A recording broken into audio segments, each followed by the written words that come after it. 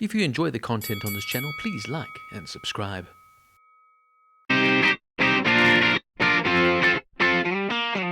Saltburn is a 2023 black comedy psychological thriller film written, directed and co-produced by Emerald Fennell, starring Barry Keoghan, Jacob Elordi, Rosamund Pike, Richard E. Grant, Alison Oliver and Archie Madekwe. Set in Oxford and Northamptonshire, England, it focuses on an Oxford University student who becomes fixated with the popular aristocratic fellow student at his university, who later invites him to spend the summer at his eccentric family's estate. Saltburn premiered at the 50th Telluride Film Festival on the 31st of August 2023. It was then released theatrically in the United Kingdom on the 17th of November 2023 and in the United States via limited theatrical release on the same day. The film had its wide release on the 22nd of November before its streaming release on Amazon Prime Video on 22nd of December, in which it became one of the most streamed films of the year. It received generally positive reviews from critics and several accolades, including nominations for Best Actor for Keoghan and Best Supporting Actress for Rosamund Pike at the 81st Golden Globe Awards. Saltburn is the second film written and directed by Emerald Fennell after Promising Young Woman, released in 2020. By January 2022, Tom Ackerley and Margot Robbie's Lucky Chap Entertainment was in talks to produce after collaborating with Fennell on a previous film. Fennell would cast actors Rosamund Pike, Jacob Elordi and Barry Keoghan in May of 2022. Fennell said that Australian actor Elordi did the most exceptional audition. He did such a genius bit of observational comedy. He really understood that for all of Felix's beauty and charisma, he's just sort of a spoiled little boy. He came in and just absolutely blew us all away, she would say. In writing the film, Fennell wanted to sympathize with unlikable people, saying, "I'm writing about the sorts of people that we can't stand, the sorts of people who are abhorrent. If we can love them, if we can fall in love with these people, if we can understand why they are so alluring in spite of this palpable cruelty and unfairness and sort of strangeness they have. It's like we all want that too. I think that's just such an interesting dynamic." She longed to want to make a version of films and books set in a country house and set the film in 2006 to really knock the glamour out of things by setting it in the recent past. Costumes were designed with 2000s fashions displayed in the form of ostentatious jackets, rugby shirts and loud jewellery. Sophie Ellis-Bextor's 2001 song Murder on the Dance Floor was featured in the last scene of the film. As a result, the song received 1.5 million streams on New Year's Eve on Spotify and subsequently re-entered the UK singles chart at number 8 on January 5th, 2024 with 2.2 million streams. The following week, the song would rise up to number 2, giving it the most success the song has ever had.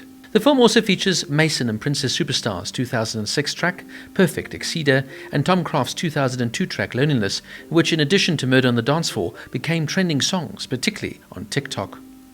The film focuses on excess and obsession. Fennell stated, "I drew from my own experiences of being a human being.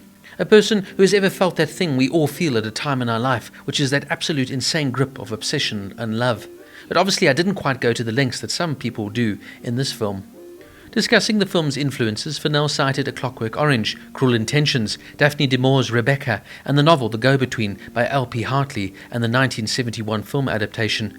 Patricia Highsmith's novel The Talented Mr. Ripley and its film adaptation, released in 1999, have often been cited as an influence by critics due to the common themes of social class and similarities between Oliver and Tom Ripley, though Fennell herself has downplayed these comparisons.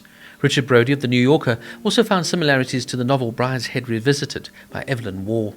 Some interesting trivia notes. Rosamund Pike lived in Saltburn House while filming took place. The Minotaur statue was designed using Barry Keoghan's body as a reference. Barry Keoghan approached the movie as if he were playing 5 different characters. He labelled each scene with Oliver 1, 2, 3, 4 and so on, based on which Oliver he should be playing at any given time. As part of this process, Keoghan would write in 5 different moleskin notebooks detailing each of Oliver's motivations and mannerisms. Venetia's hair was intentionally damaged by bleach, as the filmmakers thought it would be more accurate of a socialite of the period, summer of 2007. Sian Miller, head of hair and makeup team, offered actress Alison Oliver a wig, but she was willing to sacrifice her hair's health for the character. Margot Robbie, a producer on the film, visited the Saltburn set after Barbie wrapped. Miller said Robbie was impressed by the damage on Venetia's hair. "I could hear her saying, 'Look at those brittle ends, they're just perfect.'" Some of the film's marketing included intentionally short clips lasting less than 15 seconds. This was an idea of producer Margot Robbie, who wanted to maintain an element of mystery about the film and not show too much before the viewer had a chance to experience the whole story. Ironically, the most expensive song to license for the film's soundtrack was Mr. Brightside by The Killers. The song is sung in one scene by lead actors Barry Keoghan and Jacob Elordi. This is known as a visual vocal. which actually costs more as the song is being performed on screen rather than having the original song being played in the background. Emerald Fennell and Barry Keoghan had a code word for when Keoghan needed to be the real Oliver. She would shout the word Minotaur at him to signal he needed to lift the veil. Fennell stated that she considers Saltburn a vampire movie, even though the story does not have any supernatural elements. The film is shown in an old 4.3 TV aspect ratio before the 16.9 took over, with director Emerald Fennell saying it gives the impression that the audience is peeping in. Both director and writer Emerald Fennell and star Rosamund Pike both graduated from Oxford University. For the film, a number of changes were made to the Saltburn estate. These included the shared bathroom connecting Felix and Oliver's rooms, with a bath made especially to accommodate Elordi's 6'5" frame. When Felix was sitting in the garden eating an ice cream, he was reading Harry Potter. Felix Felicis is an actual potion in the Harry Potter stories, which makes the drinker lucky. The brewing time needed to make the potion is 6 months, which is exactly the time Oliver knew Felix, according to his sister. The scene in which Oliver gets naked on and has sex with Felix's grave was Barry Keoghan's suggestion, and he filmed it on a closed set. He said, "I wanted to see what had happened. I wanted to see where I could take it. I wanted to be confused and let my body lead the way." He said the character of Oliver is a lost boy confused and doesn't know what he's chasing. That shows that Oliver, in addition to his obsession, has some guilt for killing Felix. In the original ending, Oliver is dressed in a fancy bathrobe and pyjamas and gets out of bed and walks through the estate to the dining room and has breakfast brought to him by Duncan. The breakfast would have consisted of runny eggs, trying to back up his first breakfast at Saltburn. This ending decidedly wasn't filmed, as director Emerald Fennell felt that it would be too anticlimactic after everything else that had happened.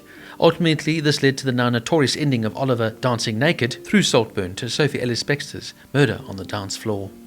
Now, what more can I say about this fantastically original, yet sometimes shocking, but never dull, movie? Emerald Fennell really impressed me immensely with her first film, namely Promising Young Woman. She really seems to have a knack here for writing fascinating stories and characters, with beautiful twists and plot lines that keep you fascinated throughout.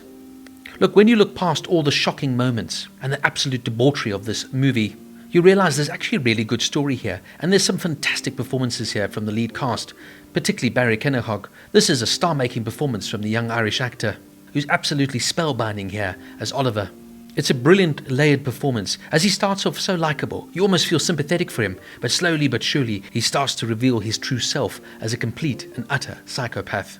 Jacob Elordi is absolutely stunning here as Felix, dropping his bad boy persona from the show Euphoria to actually play a really nice chap in the end. And what more can I say about the phenomenal performances here from Rosamund Pike and of course the fantastic Richard E. Grant. Pike is all over the place in this film, and she's absolutely superb.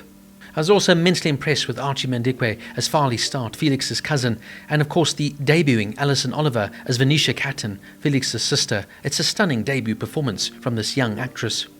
Look, this is not a film for the faint of heart. Some of the scenes are absolutely bewildering and shocking and would leave you breathless, but not in a good way.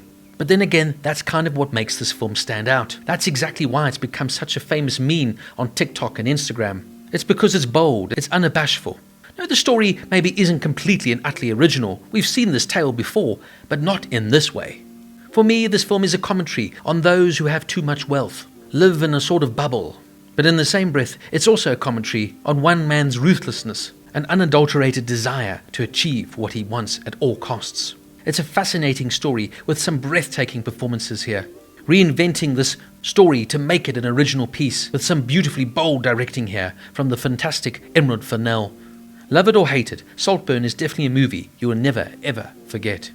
Saltburn gets a 9 out of 10.